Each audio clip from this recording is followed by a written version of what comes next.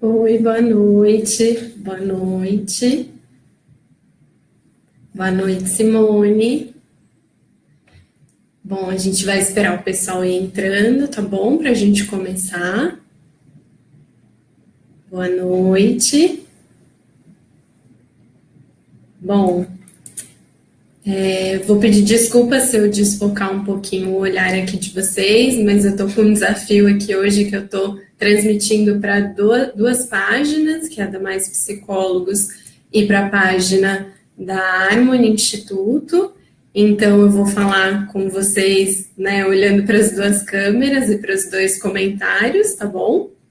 Peço desculpas se olhar para os dois lugares ao mesmo tempo, tá? Boa noite, Amanda. Boa noite, Jane. Estamos esperando todo mundo a entrar. Boa noite, Eliane. Boa noite. Bom, eu queria que vocês fossem me falando de onde vocês são, tá bom? Para a gente ir se conhecendo. Queria saber também se o áudio tá bom, se o vídeo tá bom, se vocês estão me vendo bem, se vocês estão me ouvindo bem. Fátima do Rio de Janeiro. Oi, Vânia.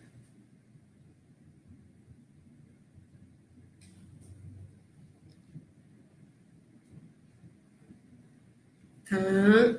Vocês estão me ouvindo bem? Estão me vendo bem? Ah, super bem. Obrigada, Simone. Tá. Então tá bom. Está perfeito. Ah, então tá bom. Então, só para a gente conseguir continuar, para eu saber se vocês estão conseguindo me ouvir bem, está tudo certo. Bom, queria explicar para vocês, né, que essa live hoje a gente está fazendo como um apoio à campanha de Janeiro Branco, que é uma campanha de conscientização, apoio da saúde mental, né? Então, para que todo mundo saiba, para que mais pessoas saibam o quanto é importante a gente cuidar da saúde mental, falar sobre saúde emocional, né? Então, a gente sempre diz o quanto é importante cuidar da saúde física, todo mundo sabe o quanto é importante cuidar da saúde física, mas também é muito importante a gente cuidar da saúde mental, né? Então, não só no mês de janeiro, mas também é importante a gente cuidar ao longo do ano inteiro. Então, a gente faz todas essas lives, essas palestras, tudo que a gente vem fazendo para conscientizar todo mundo do quanto é importante cuidar da saúde emocional, tá? Então, aqui estão me falando que o áudio e a imagem estão perfeitos, obrigada. Agora, Agora eu queria que vocês me dissessem também se vocês são psicólogos, se vocês são profissionais da área da saúde, ou se vocês são pessoas interessadas no tema, para que eu conheça melhor vocês, né, para entender um pouquinho, né, um pouco de vocês. Queria saber aí. Se vocês puderem comentar para mim.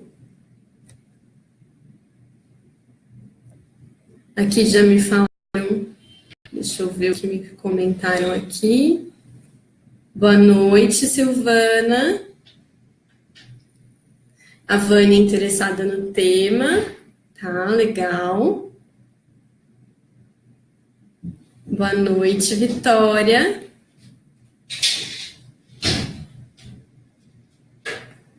Tá.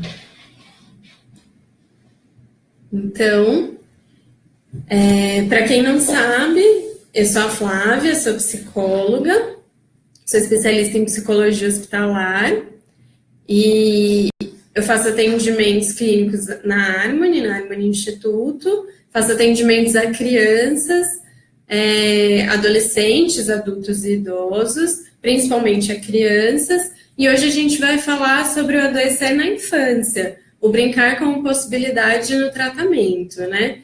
E eu queria que vocês entendessem, né, um pouquinho sobre o que a gente vai falar, mas que vocês entendessem que vai ser um bate-papo, que vai ser um momento para a gente discutir sobre o assunto, para que vocês me contem um pouco sobre o que vocês sabem também, né? Para que a gente bata um papo sobre isso e não seja algo maçante, que fique algo maçante, tá bom? Para que vocês mandem perguntas também, e conforme eu puder respondendo, eu vou respondendo, tá? Eu vou falando um pouquinho do que eu tenho para falar, vou lendo o comentário de vocês, tá bom?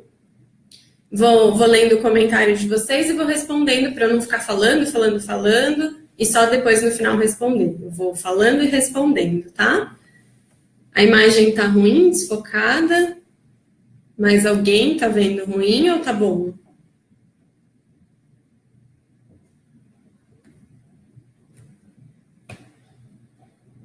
Tá. Tá bom? Tá. Bom, então, para a gente dar início, né, eu queria começar com uma pergunta para vocês, se vocês puderem me responder e ir conversando comigo, mas eu queria que vocês me respondessem quando vocês pensam em criança, qual a primeira coisa que vocês imaginam, né? Qual a primeira coisa que vem na cabeça de vocês, né? Quando a gente fala criança, é sinônimo do que para vocês, né? Se vocês puderem ir me respondendo para a gente ir pensando nisso, o que vocês pensam? Aqui estão falando da imagem que tá boa.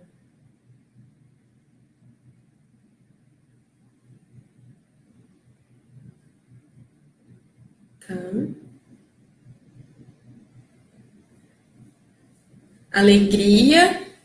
Tá, a Vânia falou que pensa em alegria, e eu acho que é isso mesmo, né? Quando a gente pensa em criança, a maioria das pessoas pensa em alegria, pensa, né? Me responderam agora construção emocional, mas pensa em alegria, pureza, né? Que me falaram agora também. Então vem o significado de amadurecimento, desenvolvimento, de inocência, né? Como a Vera falou agora. Então, são questões, né? A gente começa a pensar sempre em coisas boas, né? Quando a gente pensa em criança, a gente pensa em significados positivos. Mas é muito difícil a gente pensar em criança e pensar em sofrimento emocional, em pensar em internação, em pensar em tristeza, né? É muito difícil a gente associar com tudo isso. Pensar em fragilidade, não é? E aí, quando um adulto adoece, por exemplo, a gente acaba por dar 1000 explicações, né? A gente começa a arranjar uma explicação do porquê ele adoeceu, a gente consegue entender por que ele adoeceu e fala, adoeceu porque ele não era uma pessoa boa, ou porque aconteceu uma coisa, porque ele fez tal coisa ruim, ou porque aconteceu tal coisa, não se cuidou tão bem. A gente consegue encontrar uma explicação. Mas quando isso acontece com uma criança, é difícil a gente encontrar uma explicação, né? É difícil de aceitar isso. E aí, muitas vezes as pessoas acabam recorrendo por explicações religiosas, né? Para conseguir explicar por que uma criança adoece.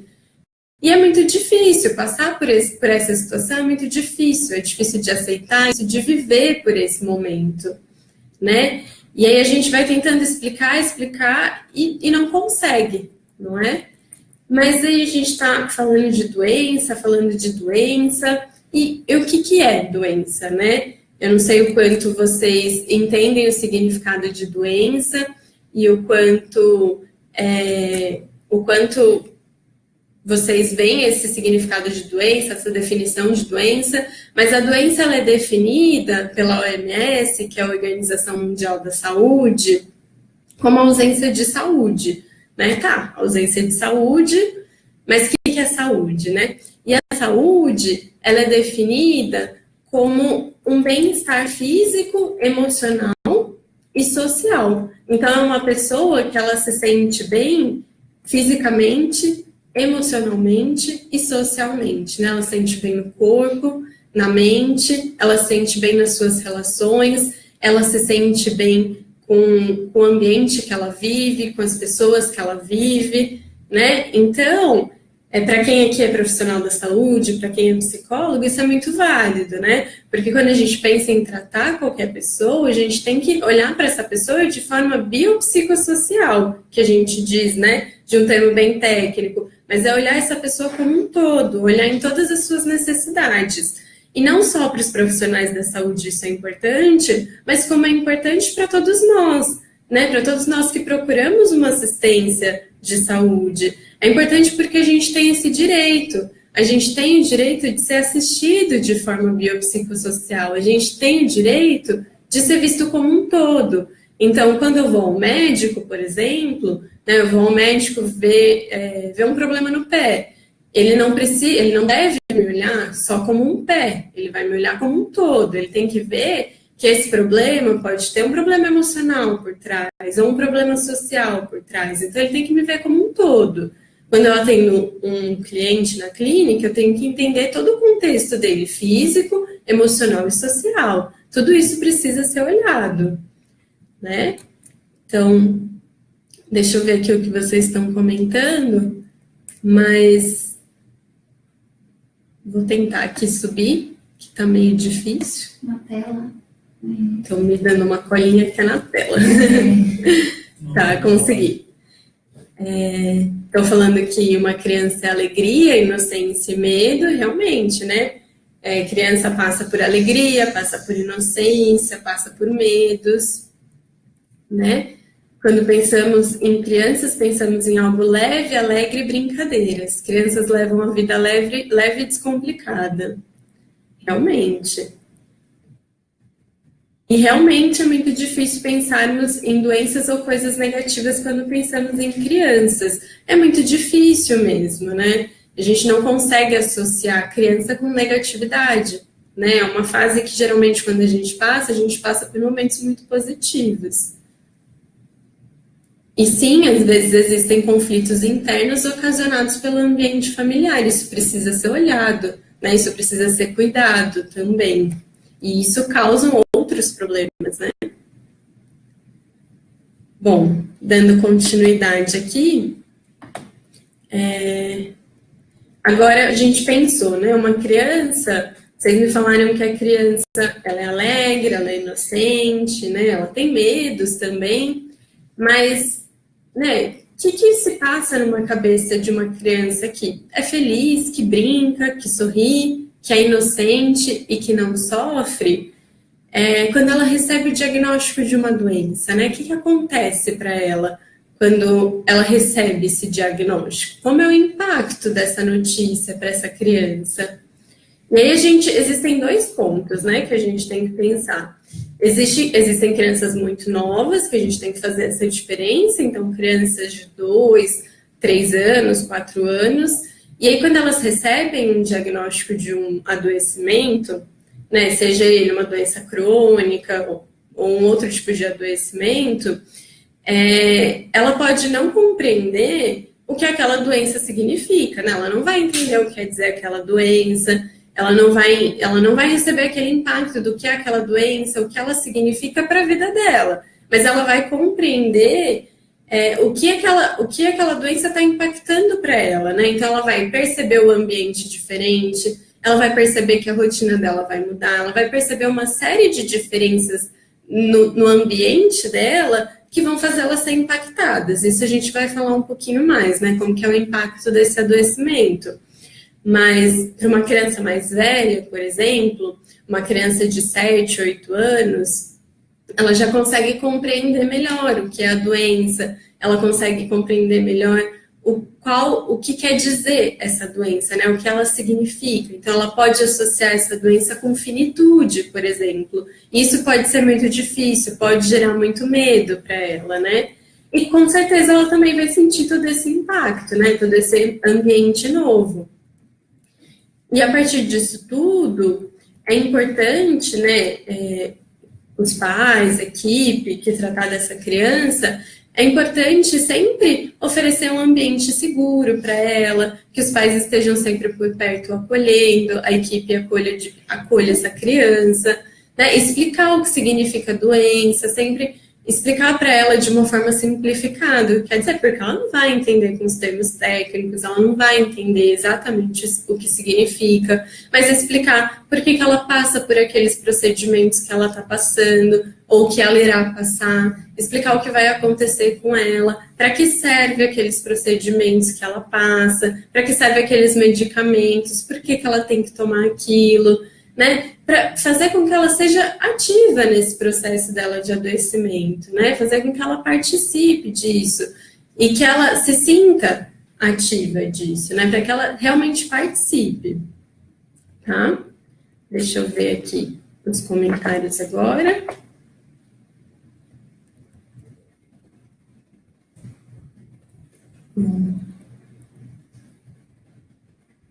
Então, realmente falaram dos conflitos internos. Boa noite, Mônica. Bom, então vamos dar continuidade. Se vocês tiverem alguma dúvida, pode ir comentando que eu vou respondendo, tá bom? E aí, pensando nas implicações psicológicas desse adoecimento, né? Como que a criança se sente quando ela recebe esse diagnóstico? Como que é para ela? Quando ela recebe, não, quando ela vive esse diagnóstico, né? Como que é viver com uma doença? Como que é ser uma criança adoecida, né? Como que é isso? E aí, o que se passa na cabecinha dela, né? Em primeiro lugar, calma que a conexão de cima caiu. Agora acho que voltou. Bom, em primeiro lugar, desculpa, gente, a conexão de cima caiu.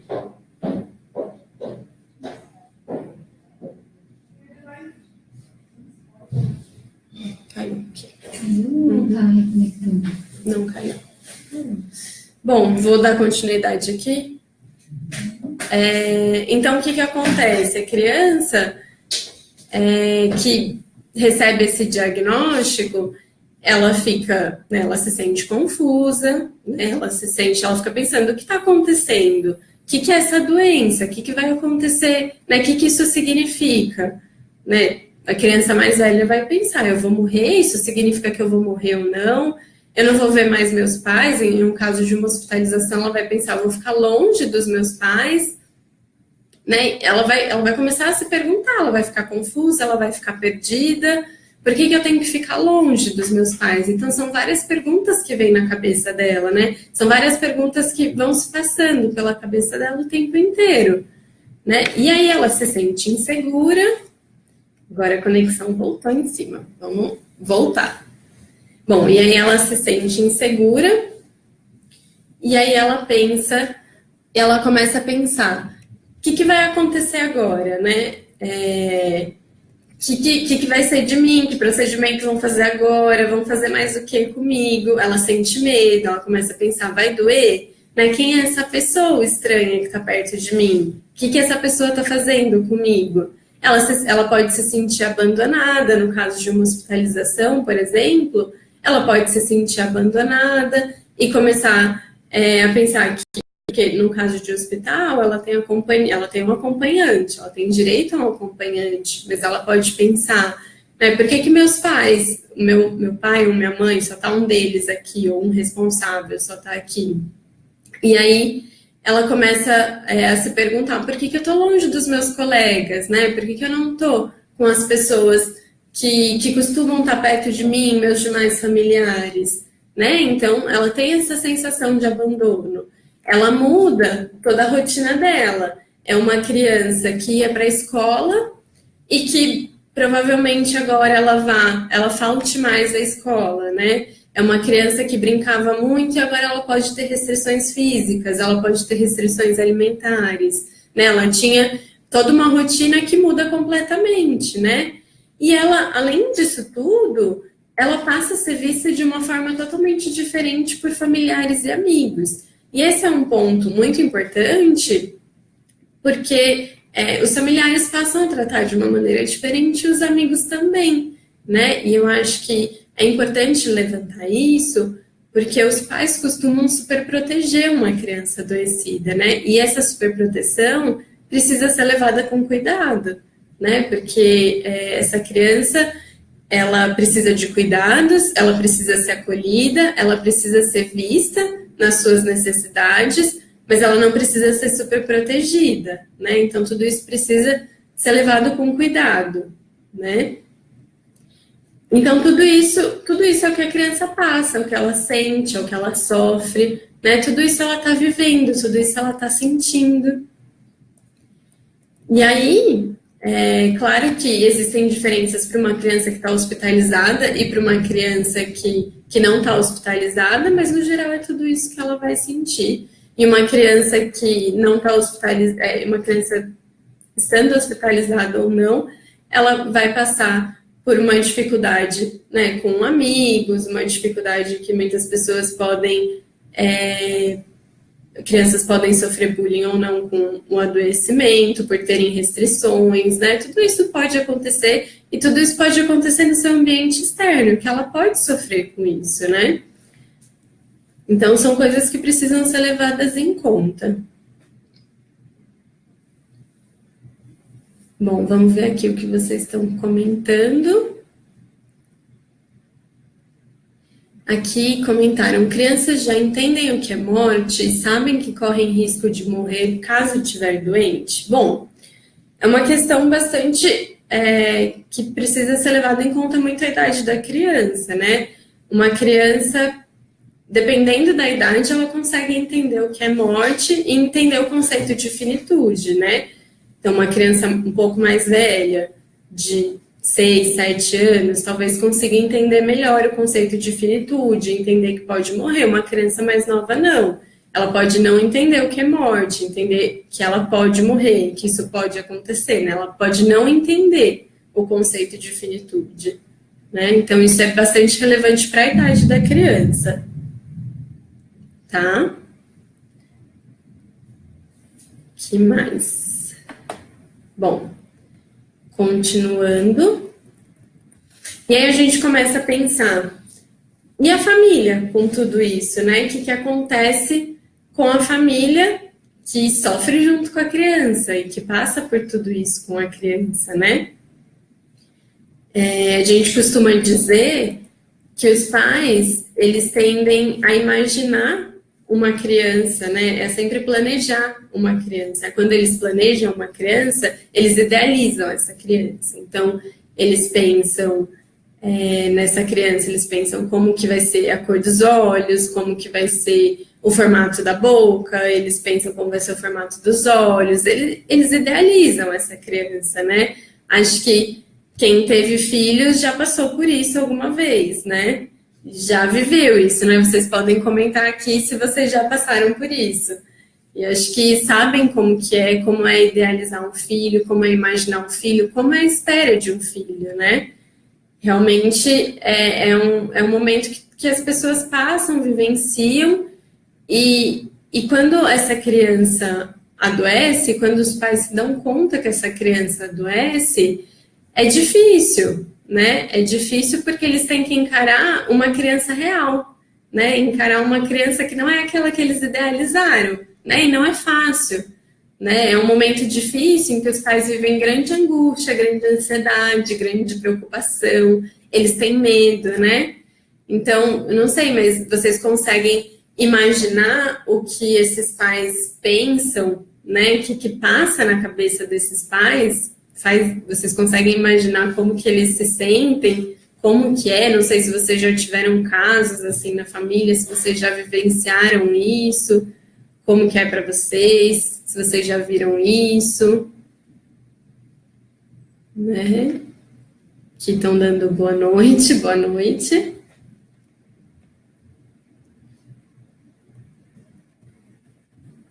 Tá. Deixa eu ver os comentários anteriores.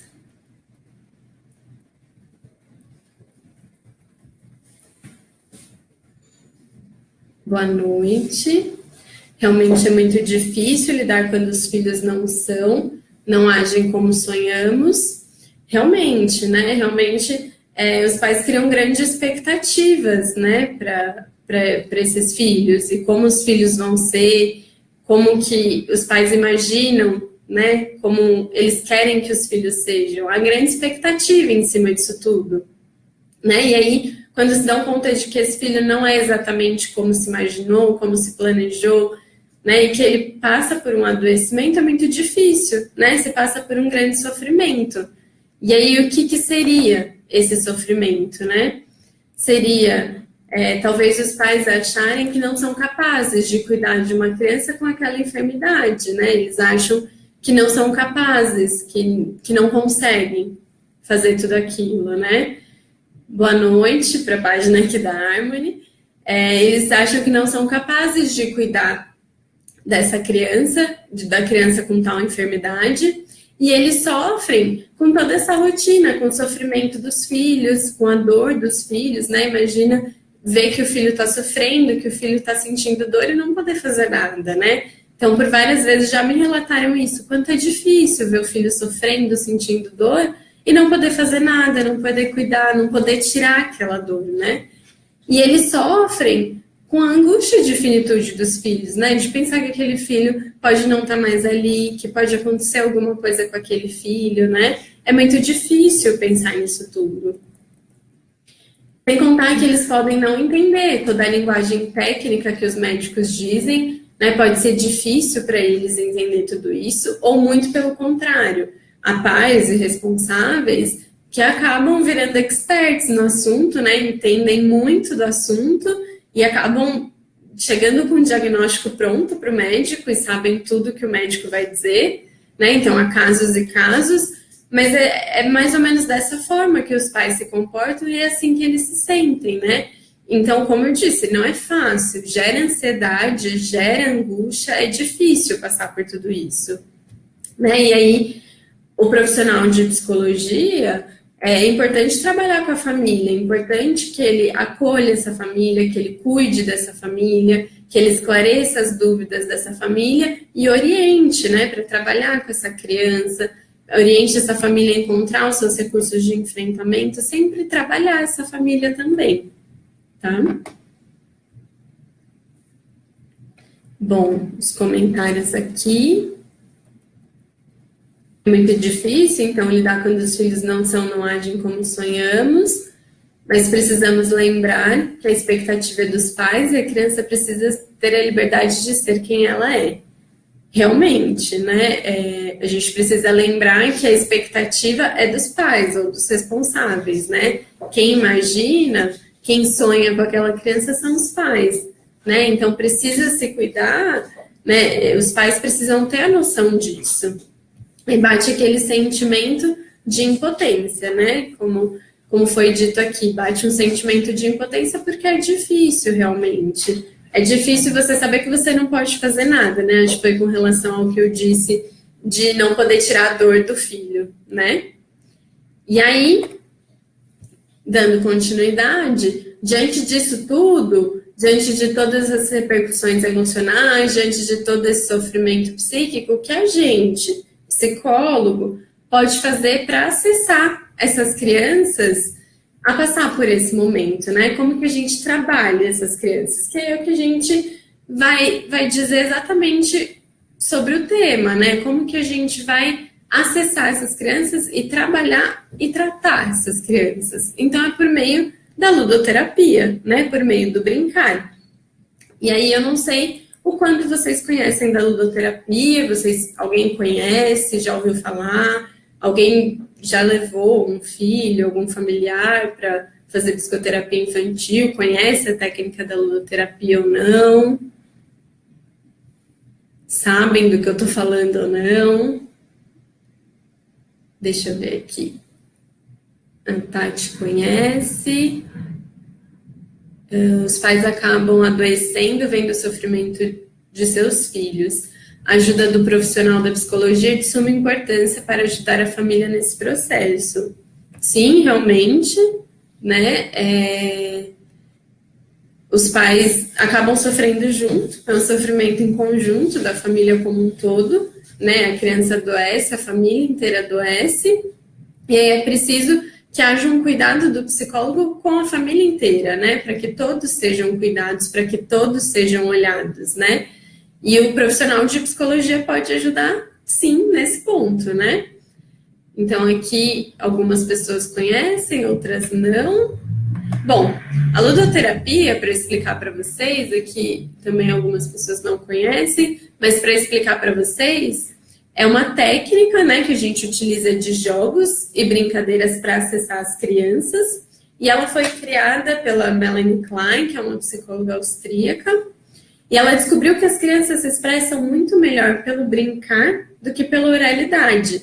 Então, as crianças se expressam muito mais brincando do que falando, né? Então, ela percebeu que dá para analisar a brincadeira da criança e entender o que ela está sentindo, né? Entender o que ela está sentindo, o que ela está expressando, analisando as suas brincadeiras.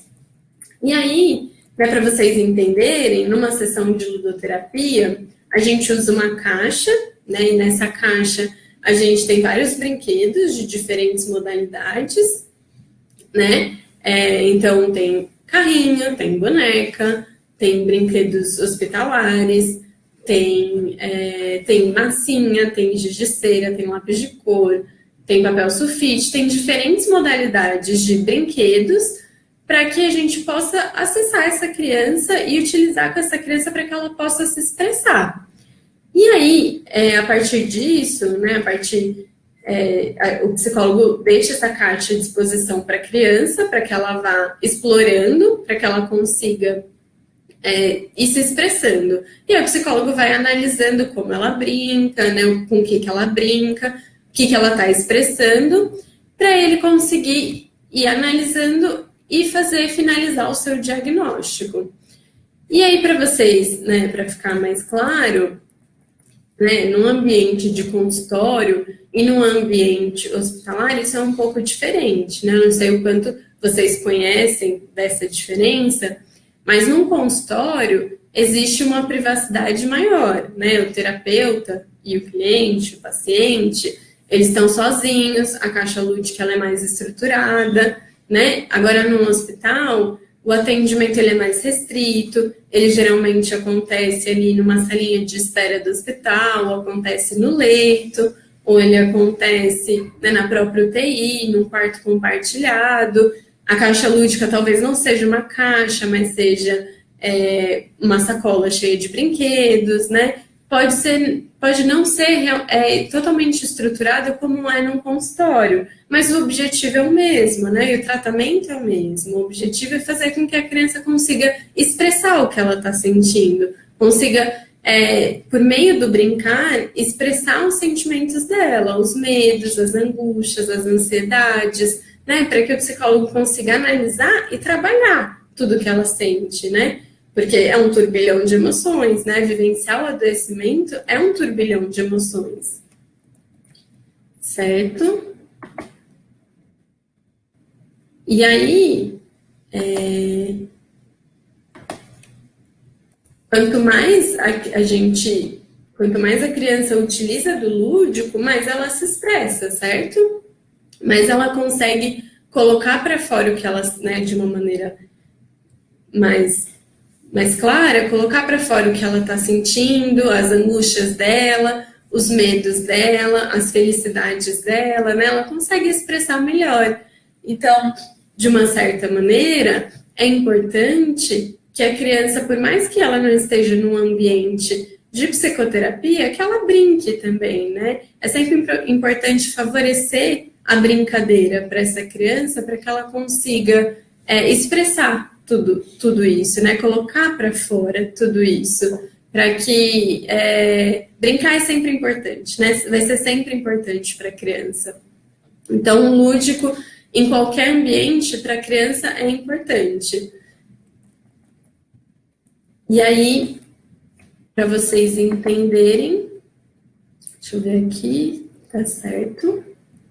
Para vocês entenderem, né, para trazer um caso e ficar um pouco mais claro para vocês, eu atendi uma criança que ela vivia um adoecimento, né, ela tinha seus 4 anos, vivia um adoecimento, e ela dizia que no meio da sessão do brincar, ela brincava com uma boneca e ela dava injeção para essa boneca e dizia que não ia doer. né? Ela fazia comidinha e tudo mais, e ela dava batata com muito ketchup para essa criança e dava uma injeção que não doía.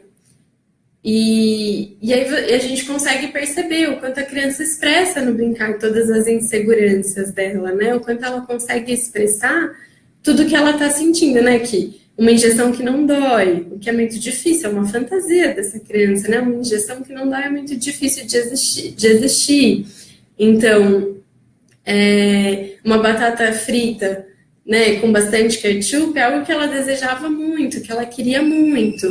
Então, são todas as inseguranças, todas as fantasias, todos os desejos, é tudo que a criança está vivendo, né? Ela expressa no brincar tudo que ela vive, né? Então, para vocês entenderem como que é colocar no brincar, como a criança coloca no brincar tudo que ela sente, tudo que ela vive, né? Para ficar um pouco mais claro para vocês e mais explícito tudo isso.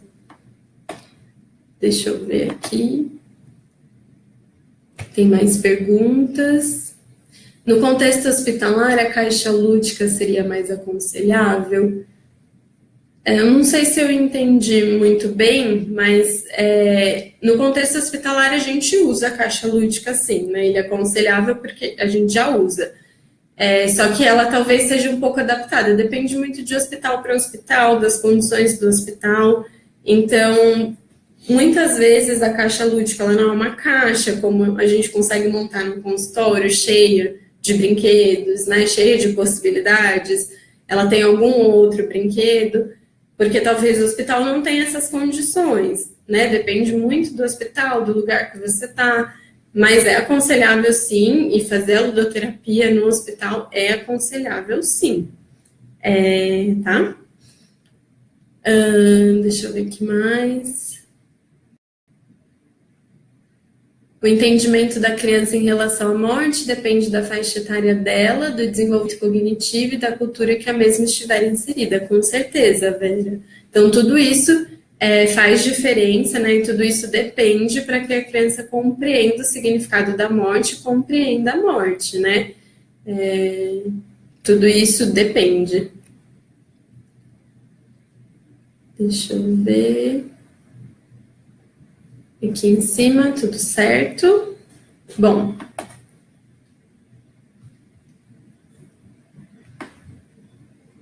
Então, para vocês, né, para a gente continuar, o brincar e a fantasia, elas são como a oralidade dos adultos, né? É como as crianças se expressam. E toda atividade lúdica permite que a gente, enquanto psicólogo, consiga entender melhor o universo da criança, entender como ela vai vivenciar o adoecimento. Né? Claro que ela vai experimentar esse brincar de várias outras maneiras, ela pode experimentar esse brincar, né, num contexto hospitalar, por exemplo, num contexto de brinquedoteca também, né? Ela não vai experimentar só por meio da psicoterapia, ela tem a brinquedoteca. Mas não vai ser por meio de... Ela não vai ter um contexto assistido de análise, ela não vai ser analisada ali. Mas todo brincar para ela vai ser terapêutico de alguma forma, porque ela vai poder expressar. Só que vai ser analisado num contexto de psicoterapia, vai ser trabalhado num contexto de psicoterapia. Deixa eu ver o que mais... Certo. Agora, para a gente ir finalizando, eu acho que, né, o que eu mais quero deixar para vocês é que o processo de adoecimento, ele é difícil sim, né? Ele é complexo, ele causa sofrimento, ele causa dores físicas, ele causa dores emocionais, né? Mas são feridas que podem cicatrizar, né? São feridas que as pessoas podem passar por isso, né? E cabe a nós, psicólogos, ajudar nessa jornada, né? A gente está aqui para ajudar e a gente pode ajudar nisso sim, né? E as pessoas podem procurar auxílio, podem tentar ser ajudadas, podem buscar auxílio por nós, né? Para nós. Vocês têm alguma dúvida, alguma coisa que vocês querem perguntar? Deixa eu ver se tem mais alguma coisa. Ficou alguma questão, alguma coisa que vocês querem discutir a mais? Deixa eu ver aqui em cima.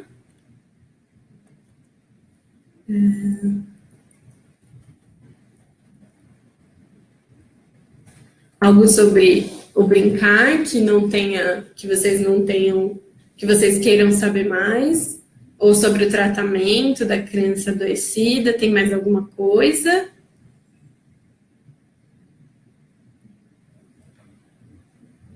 Deixa eu ver.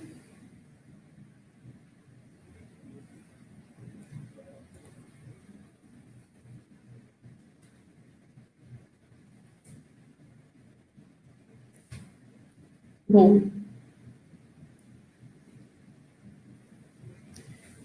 eu acho que por enquanto, acho que é só isso. Se ninguém tem mais dúvidas,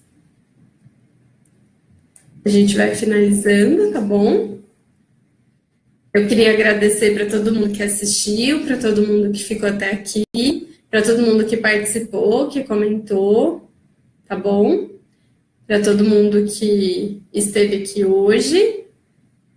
Se alguém tiver alguma outra dúvida e quiser tirar alguma dúvida, ou quiser fazer algum comentário, discutir alguma coisa, eu tenho meu perfil, eu deixei aqui em cima descrito para vocês, que é o terapizando.br.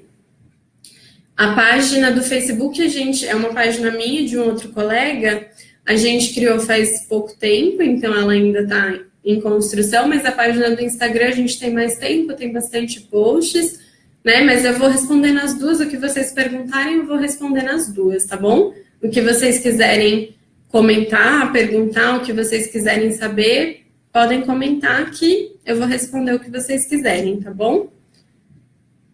Obrigada, Elilde. Se vocês tiverem alguma dúvida, eu estou por aqui, tá bom? Qualquer problema, qualquer coisa, podem falar lá na página. Obrigada por ficarem até aqui, por comentarem, por participarem. Tenham uma boa semana. Tchau!